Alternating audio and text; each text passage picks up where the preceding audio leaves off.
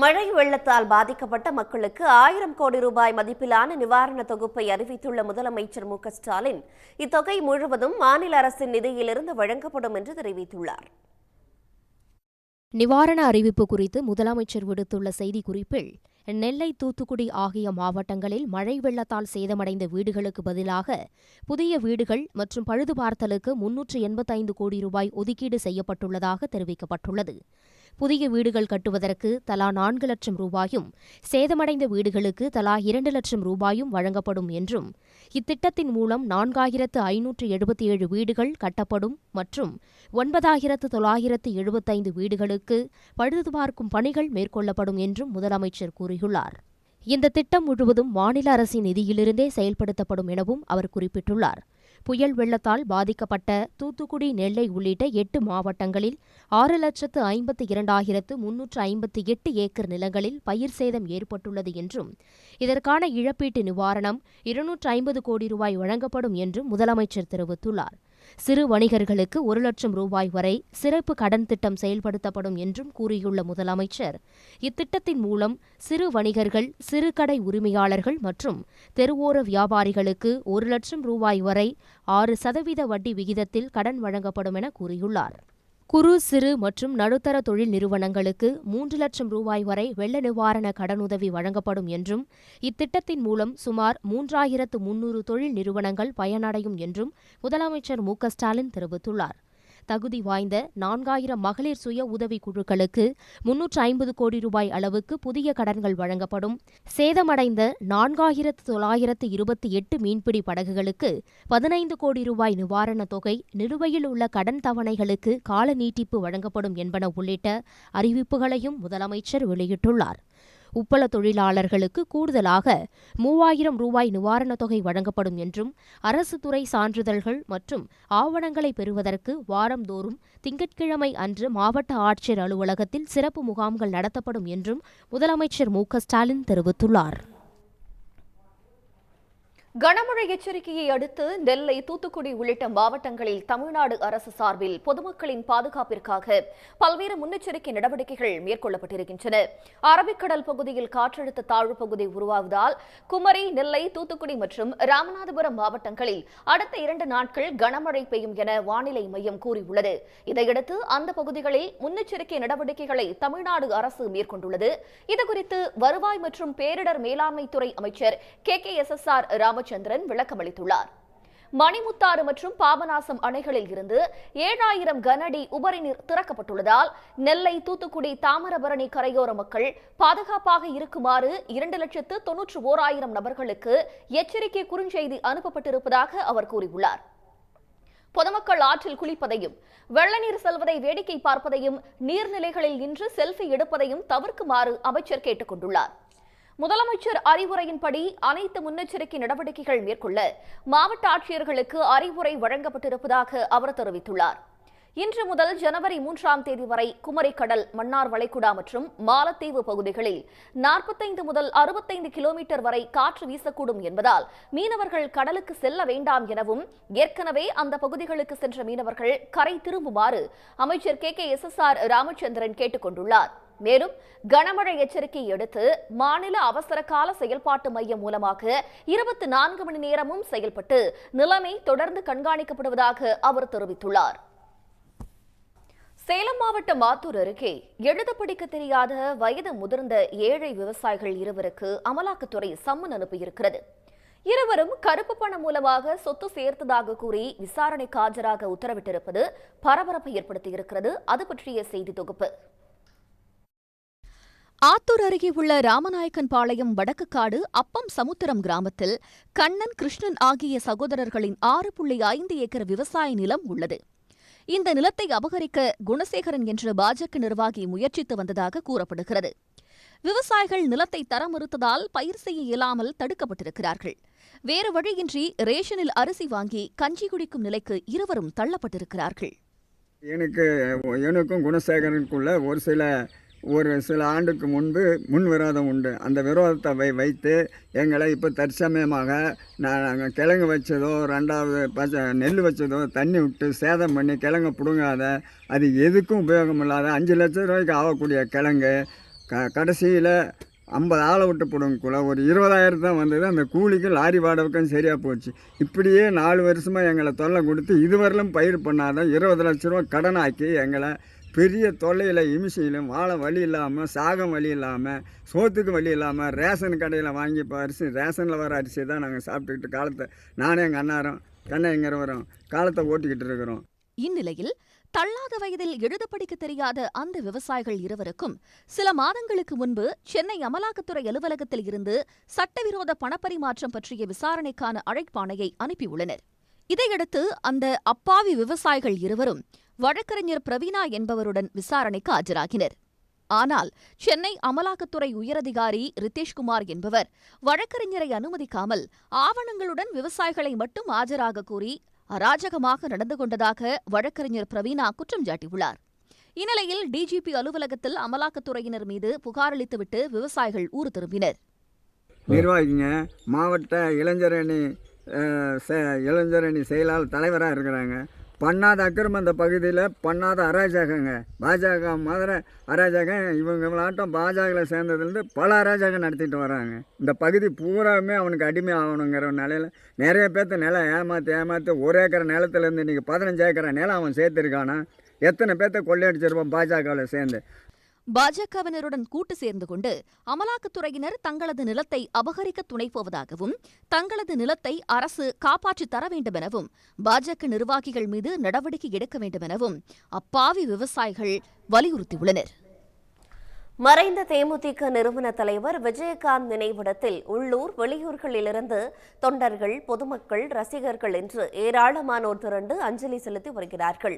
உடல்நலக்குறைவால் நேற்று முன்தினம் காலமான விஜயகாந்தின் உடல் 72 குண்டுகள் முழங்க முழு அரசு மரியாதையுடன் சென்னை கோயம்பேட்டில் உள்ள கட்சி வளாகத்தில் நேற்று இரவு அடக்கம் செய்யப்பட்டது. அரசியல் தலைவர்கள், திரை பிரபலங்கள், தேமுதிக தொண்டர்கள், ரசிகர்கள், பொதுமக்கள் என்று பல்லாயிரக்கணக்கானோர் விஜயகாந்தின் உடலுக்கு நேரில் அஞ்சலி செலுத்தினர். இந்நிலையில் இறுதி ஊர்வலத்தில் பங்கேற்க முடியாத தொண்டர்கள், பொதுமக்கள், ரசிகர்கள் உள்ளிட்ட ஏராளமானோர் இன்று விஜயகாந்த் நினைவிடத்தில் அஞ்சலி செலுத்தி வருகின்றனர்.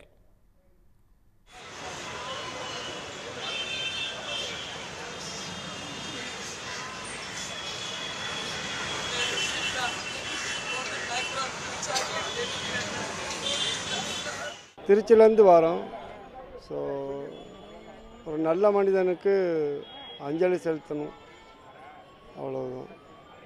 ஸோ அவர் செஞ்ச சேவைகள், அவரால் வாழ்ந்த மக்கள் நிறைய தமிழர்களுக்கு நல்லது பண்ணியிருக்காங்க. ஸோ அவரை நம்மளால் கடைசி அவருக்கு செலுத்த வேண்டிய அஞ்சலி. அரியலூர் மாவட்டத்திலேருந்து வந்திருக்கோம், ஜெயங்கொண்டம். நாங்களும் அவங்க ரசிகர் தான். இது மாதிரி ஒரு நல்ல மனுஷன் இனிமேல் பார்க்க முடியாதுங்க, அவ்வளோதான். என்ன சொல்கிறதுன்னு தெரியல எனக்கு. அவர் ஒரு கலியுக கர்ணன். அவரை மிஸ் பண்ணிவிட்டாங்க மக்கள். சத்தியமாக சொல்கிறேன், நான் மனசார அவங்க அடிமுட்டாள் தான் அந்த மக்கள். ஏன்னா ஒரு மனிதன் இன்னைக்கு கத்துனாலே, தயவுசெய்து நான் அவரை சொல்கிறேன்னு நினச்சிக்கிறாதீங்க. ஒரு அநீதியை கண்டு ஒரு வேகமாக பேசினாலே அவர் புறக்கணிக்கிறதுக்கு தான் இங்கே ஆட்கள் இருக்காங்க. ஒரு வாட்டி இவரை வந்து தான் பார்க்கட்டுமே, இந்த மனுஷன் சொல்கிறாரே இவர் வரட்டுமே, இவர் என்ன தான் செய்கிறாருன்னு பார்ப்போமே அப்படின்னு யாருக்குமே தோணலையே. விஜயகாந்த் குடும்பத்தினர் சடங்குகள் செய்வதற்காக வந்திருந்ததால் அந்த நேரத்தில் மட்டும் பொதுமக்கள் அனுமதிக்கப்படவில்லை. மற்றபடி பொதுமக்கள் அஞ்சலி செலுத்த எந்த கட்டுப்பாடும் விதிக்கப்படவில்லை என்று தேமுதிக பொதுச் செயலாளர் பிரேமலதா விஜயகாந்த் தெரிவித்துள்ளார். விஜயகாந்திற்கு மணிமண்டபம் கட்ட அரசிடம் கோரிக்கை விடுத்துள்ளதாகவும், அரசு அதை நிறைவேற்றும் என்று நம்புவதாகவும் பிரேமலதா தெரிவித்துள்ளார். தீவுத்திடலிருந்து தலைமை கழகம் வரும் வரை லட்சக்கணக்கான தொண்டர்கள், மக்கள் வெள்ளத்தில் கேப்டன் அவர்கள் வந்தது, அதற்கு ஒட்டுமொத்த மக்கள் கேப்டனுக்கு கொடுத்த அந்த மரியாதைக்கு அனைவருக்கும் நான் தலை வணங்கி இந்த நேரத்தில் என்னுடைய நன்றிகள் அத்தனை பேருக்குமே நான் சொல்ல கடமைப்பட்டிருக்கேன். நேற்று வரைக்கும் எல்லாரையும் உள்ள விடணும், நீங்கள் எல்லாரும் வந்து கேப்டனுக்கு பூ போடணும், அந்த இறுதியில் அந்த மண் எடுத்து நீங்கள் உங்கள் கையில் போடணும்னு தான் நான் விரும்பினேன். பட் இந்த இடம் ரொம்ப சின்னது, லட்சக்கணக்கான மக்கள் உள்ளே விட முடியாதுன்னு போலீஸ் சொல்லிட்டாங்க. ஆனால் இன்னையிலிருந்து எந்த கட்டுப்பாடும் பொதுமக்களுக்கு யாருக்குமே கிடையாது. அதே மாதிரி பொது இடத்துல ஒரு மணி மண்டபமும் கேட்டிருக்கோம் கேப்டனுக்காக, கோரிக்கை வச்சிருக்கோம். அதை மீண்டும் நான் நினைவுபடுத்துறேன். ஏன்னா முதலமைச்சர்கிட்டையும் உதயாதையும் அமைச்சர்கள்கிட்டையும் நாங்கள் சொல்லியிருக்கோம். பொதுவான ஒரு இடத்துல, எங்கேயாவது ஒரு இடத்துல அவங்க தேர்ந்தெடுத்து ஒரு முக்கியமான இடத்துல கேப்டனுக்கு ஒரு மணி மண்டபம் அமைக்கணும், அவருடைய சிலையை வைக்கணும் அப்படின்னு கேட்டிருக்கோம். மீண்டும் முறை தமிழக அரசுக்கு அதை நாங்கள் நினைவு கூறுகிறோம். விஜயகாந்தின் இறுதி ஊர்வலத்தில் பங்கேற்க முடியாத ஏராளமான தொண்டர்கள், ரசிகர்கள் வெளியூர்களிலிருந்து குவிந்த வண்ணம் இருக்கிறார்கள். இதனால் சென்னை கோயம்பேட்டில் உள்ள தேமுதிக கட்சி அலுவலகத்தில் பலத்த போலீஸ் பாதுகாப்பு போடப்பட்டுள்ளது. நிலுவையில் உள்ள மசோதாக்களுக்கு ஆளுநர் RN ரவி விரைந்து ஒப்புதல் அளிக்க வேண்டும் என்று முதலமைச்சர் மு க ஸ்டாலின் வலியுறுத்தியுள்ளார். சட்டப்பேரவையில் நிறைவேற்றப்பட்ட மசோதாக்களுக்கு ஒப்புதல் வழங்காமல் ஆளுநர் நீண்ட காலம் நிலுவையில் வைத்திருந்ததை எதிர்த்து அவருக்கு எதிராக தமிழ்நாடு அரசு உச்சநீதிமன்றத்தில் வழக்கு தொடர்ந்தது.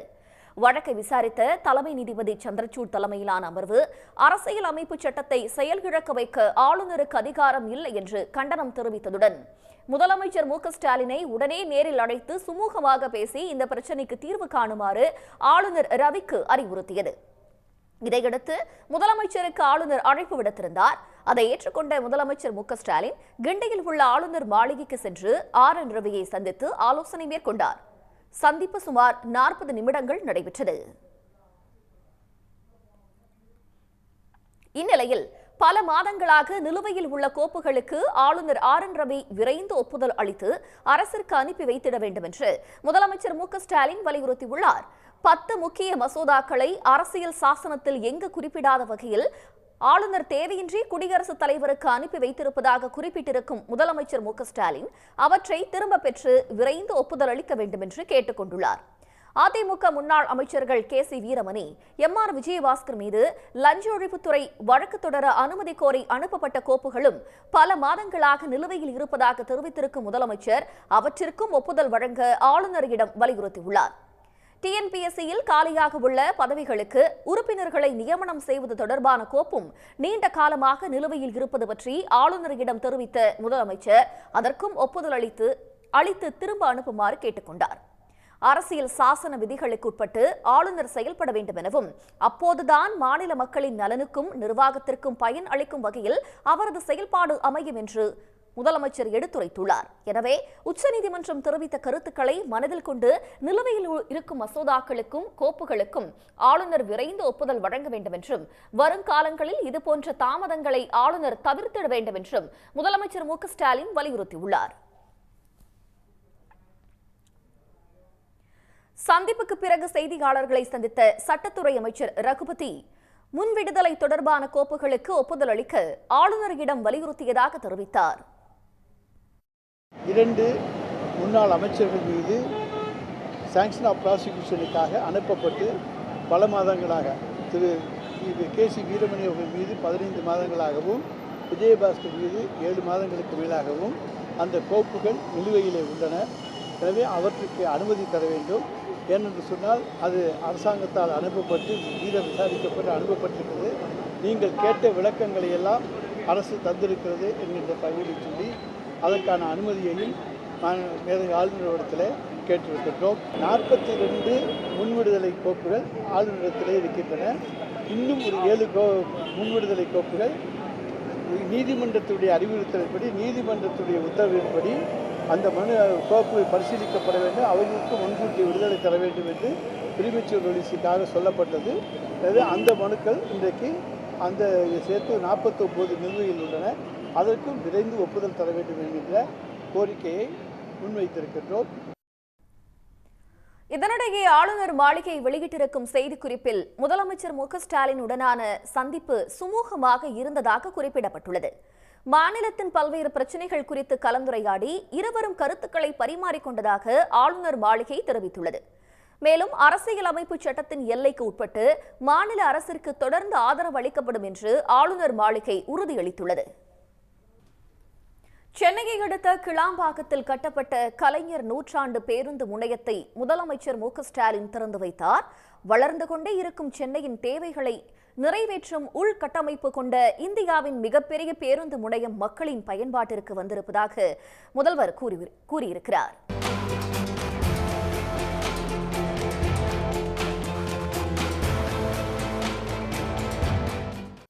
கோயம்பேடு மற்றும் புறநகர் பகுதிகளில் போக்குவரத்து நெரிசலை கட்டுப்படுத்தும் வகையிலும் தென் மாவட்டங்களுக்கு செல்லும் மக்கள் சிரமமின்றி பயணம் செய்யும் வகையிலும் சென்னையை அடுத்த கிளாம்பாக்கத்தில் புதிய பேருந்து நிலையம் அமைக்கப்பட்டுள்ளது. சுமார் 393 கோடியே 74 லட்சம் ரூபாய் செலவில் நவீன தொழில்நுட்ப வசதிகளுடன் கட்டப்பட்டுள்ள இந்த பேருந்து நிலையத்திற்கு கலைஞர் நூற்றாண்டு பேருந்து முனையம் என பெயரிடப்பட்டுள்ளது. இதனை முதலமைச்சர் மு.க.ஸ்டாலின் திறந்து வைத்தார்.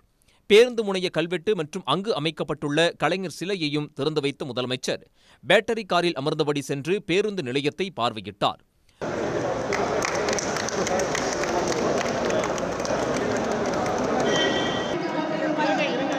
வரலாற்று சிறப்புமிக்க கலைஞர் நூற்றாண்டு பேருந்து முனைய கட்டிடத்தை மாண்புமிகு தமிழ்நாடு முதலமைச்சர் அவர்கள் திறந்து வைத்திருக்கிறார்கள்.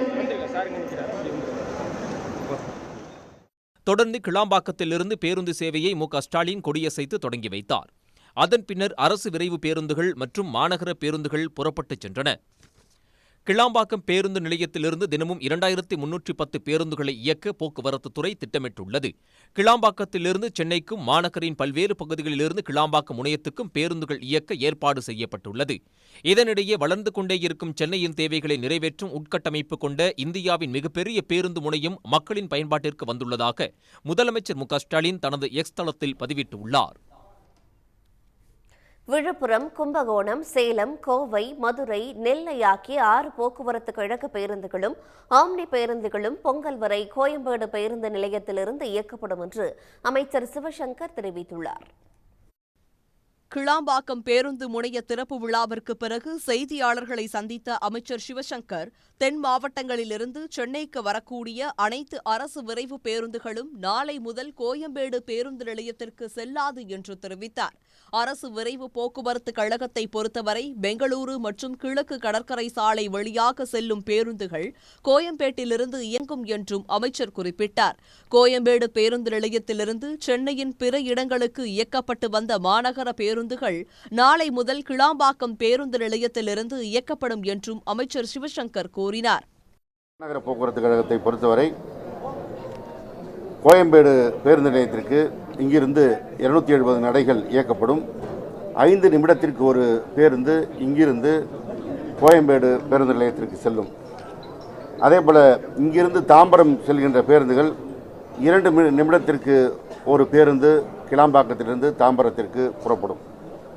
இங்கிருந்து கிண்டிக்கு செல்கின்ற மாநகர போக்குவரத்து கழக பேருந்து 3 நிமிடத்திற்கு ஒரு பேருந்து என்று இயக்கப்படும். ஏற்கனவே இந்த வழித்தடத்தில் 2386 நடை பேருந்துகள் இயங்கிக் கொண்டிருக்கிறது. இப்பொழுது கூடுதலாக 1691 நடை இயக்கப்பட இருக்கிறது. எனவே மொத்தம் 4077 நடைகள் கிளாம்பாக்கத்து இந்த வழித்தடத்திலே இயக்கப்படும். அரசு விரைவு போக்குவரத்து கழகம் அல்லாத மற்ற 6 போக்குவரத்து கழக பேருந்துகள் அனைத்தும் பொங்கல் வரை கோயம்பேடு பேருந்து நிலையத்திலிருந்து இயக்கப்படும் என்றும், ஆம்னி பேருந்துகளும் பொங்கல் வரை கோயம்பேடு பேருந்து நிலையத்திலிருந்து இயக்கப்படும் எனவும் அமைச்சர் சிவசங்கர் கூறினார். இதனிடையே பல்வேறு பகுதிகளிலிருந்து வந்த மக்கள் கிளாம்பாக்கம் பேருந்து நிலையத்தை சுற்றி பார்த்தனர். 24 மணி நேரமும் செயல்படும் இலவச மருத்துவமனை, தனியார் உணவகம், ஆவின் கடை ஆகியவை கிளாம்பாக்கம் பேருந்து முனையத்தில் உள்ளன. இதனால் பேருந்து முனையம் பிரம்மாண்டமாக சுற்றுலா தளம் போல் இருப்பதாக மக்கள் மகிழ்ச்சி தெரிவித்தனர். ரொம்ப அழகாக இருக்குது, ரொம்ப பிரம்மாண்டமாக இருக்குது, ஏர்போர்ட் மாதிரியே இருக்குது. உள்ளே வந்து பார்த்தோன்னே எங்கள் பாப்பா மால் அப்படின்னு தான் சொன்னான். அவ்வளோ அழகாக இருக்குது. நாங்களும் இதை சுத்தமாக வச்சுக்க எல்லாருக்கிட்டையும் சொல்கிறேன், எல்லாருமே சுத்தமாக வச்சுருக்கணும். நம்ம பஸ் ஸ்டாண்ட் நல்லா இருக்கணும்னு நான் சொல்கிறேன். வெளியூருக்கு போயிட்டு போகிறதுனாலே நாங்கள் வந்து கோயம்பேடுக்கு தான் போயிட்டு ஏறி வரணும். அதுக்கிட்டே எங்களுக்கு ரொம்ப டைம்லாம் வேஸ்ட் ஆகும், டிராஃபிக்கில் மாட்டுவோம்.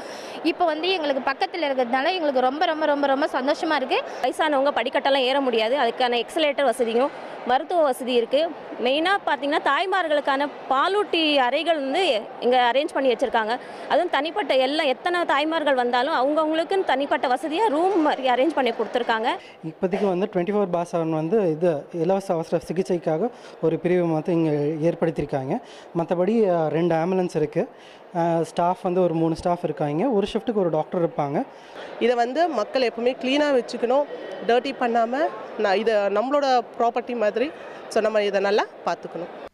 கிளாம்பாக்கம் பேருந்து முனையம் பயன்பாட்டிற்கு வந்துள்ளதால் இனி திருவிழா காலங்களில் கோயம்பேடு, பெருங்களத்தூர் ஆகிய பகுதிகளில் போக்குவரத்து நெரிசல் ஏற்படாது என்றும் பொதுமக்கள் தெரிவித்துள்ளனர். தஞ்சாவூர் அரசு மருத்துவக் கல்லூரி மருத்துவமனையில் கணைய புற்றுநோய் பாதித்த 55 வயது பெண்ணிற்கு முதலமைச்சரின் மருத்துவ காப்பீடு திட்டத்தில் வெற்றிகரமாக அறுவை சிகிச்சை செய்யப்பட்டிருப்பதாக அந்த கல்லூரியின் டீன் பாலாஜிநாதன் பெருமிதத்துடன் கூறியிருக்கிறார். மன்னார்குடியைச் சேர்ந்த கணைய புற்றுநோய் பாதித்த 55 வயது பெண் நோயாளிக்கு தஞ்சை அரசு மருத்துவக் கல்லூரி மருத்துவமனையில் முற்றிலும் லேப்ராஸ்கோபிக் முறையில் சிகிச்சை அளித்து தற்போது நல்ல முறையில் உடல்நலம் தேறி வருகிறார். முதலமைச்சரின் மருத்துவ காப்பீட்டு திட்டத்தில் தஞ்சை மருத்துவக் கல்லூரி மருத்துவ குழுவினர் சிறப்பான முறையில் அறுவை சிகிச்சை செய்தது பாராட்டுக்குரியது என்று கல்லூரியின் டீன் பாலாஜிநாதன் பெருமிதத்துடன் கூறியுள்ளார். இது கணையத்தில் புற்றுநோயும் அதில் வர்றதுக்கான வாய்ப்பு இருக்குது. கணையத்தில் புற்றுநோய்ங்கிறது மிகவும் கொடுமையான ஒரு கண்டிஷன் அது. இப்போ அவங்களுக்கு முற்றிலும் இது அறுவை சிகிச்சை மூலமாக எடுத்துட்டதுனால சி இஸ் ஃப்ரீ. ஸோ நம்ம மருத்துவமனையை பொறுத்த வரைக்கும் இது வரைக்கும் 83 கணைய அறுவை சிகிச்சைகள் நிகழ்த்தியிருக்கிறாங்க. ஆனால் இதுதான் first time it is a laparoscopic intervention. கடந்த 5 ஆண்டுகளில் இதுவரை 77 கணைய புற்றுநோய் நோயாளிகளுக்கு இந்த வகையான அறுவை சிகிச்சை செய்து காப்பாற்றப்பட்டுள்ளதாக டீன் பாலாஜிநாதன் குறிப்பிட்டுள்ளார். இந்த வகையான அறுவை சிகிச்சை செய்வதற்கு தனியார் மருத்துவமனையில் 4 முதல் 5 லட்சம் ரூபாய் வரை செலவாகும் என்றும் தற்போது இந்த அறுவை சிகிச்சை எந்த வகையான கட்டணமும் இல்லாமல் முற்றிலும் இலவசமாக செய்யப்பட்டு வருகிறது என்றும் அவர் தெரிவித்துள்ளார். உடனுக்குடன் செய்திகளை தெரிந்து கொள்ள சன் நியூஸ் பெல் ஐகானை கிளிக் பண்ணுங்க.